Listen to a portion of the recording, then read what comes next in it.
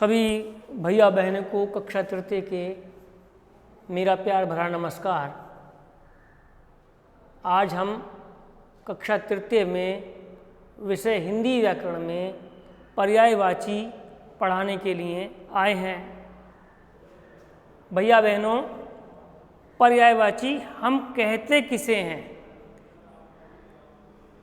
तो हम देखिए, हम बताते हैं आपको समान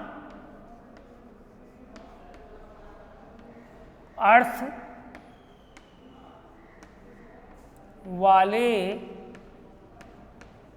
शब्दों को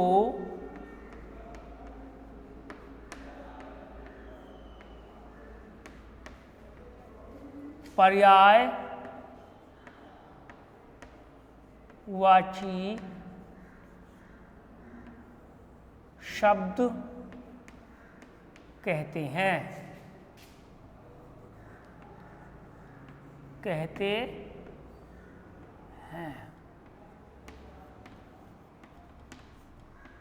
अर्थात जिनका समान अर्थ निकलता है उनको हम पर्यायवाची शब्द कहते हैं। जैसे जल है, अब जल को हम पानी भी कहते हैं, नीर भी कहते हैं।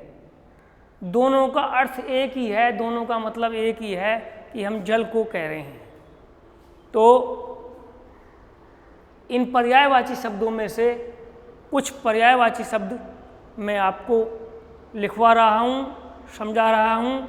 सभी भैया बहन इस वीडियो के माध्यम से इनको समझेंगे और समझ करके अपनी कॉपी पर उतारेंगे। अब मैं आपको लिखवा रहा हूँ।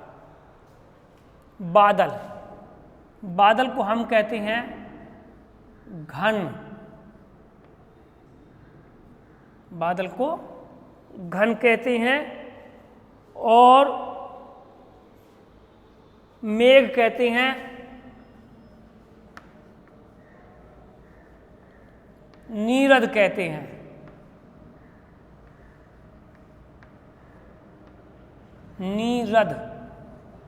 नीरद भी कहते हैं।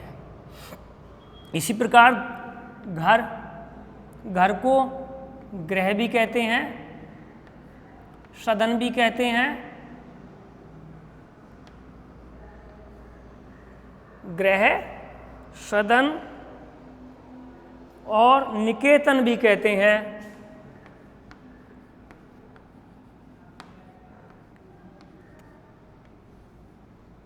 अनेक पर्यायवाची अभी भी इसके और भी हो सकते हैं, परंतु मैं आपको तीन ये पर्यायवाची ही लिखवा रहा हूँ।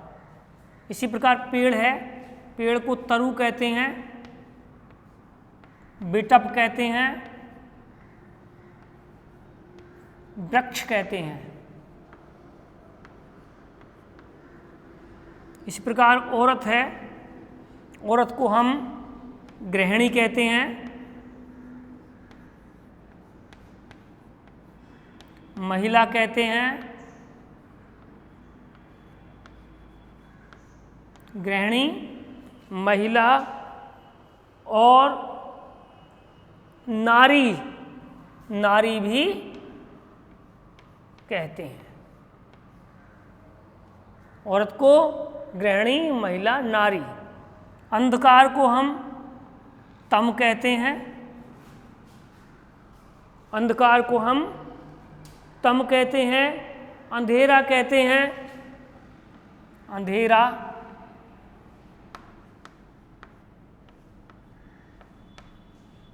तिमिर,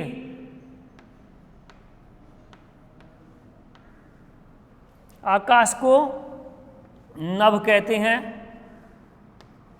गगन कहते हैं,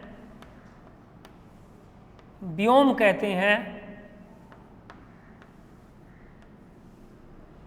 इंद्र को हम सुरेश कहते हैं, पुरंदर कहते हैं।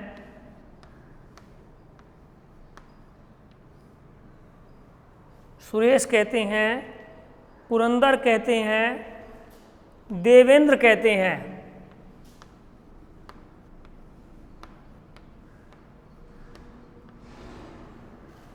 जी, इसी प्रकार ईश्वर, ईश्वर को हम भगवान कहते हैं, ईश्वर को हम भगवान कहते हैं, ईश कहते हैं। इसी प्रकार कपड़ा है, ये कपड़े के पर्यायवाची होंगे चीर, वस्त्र और वसन। कौवा को काक कहते हैं, कौवा को काग कहते हैं,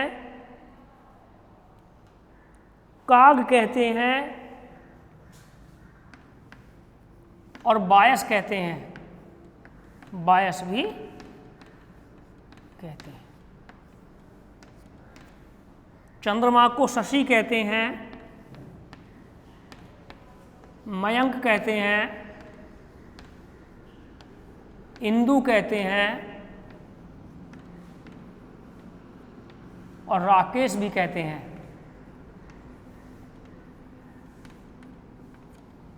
इसी प्रकार गंगा को भागीरथी,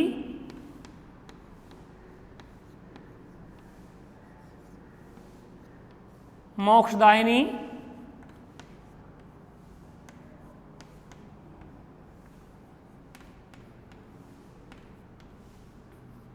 और जाह्नवी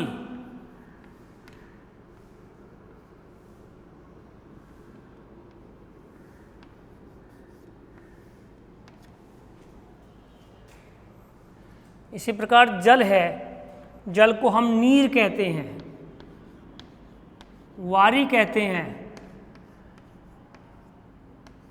तोय कहते हैं और सूर्य को हम भानु, भास्कर और दिनेश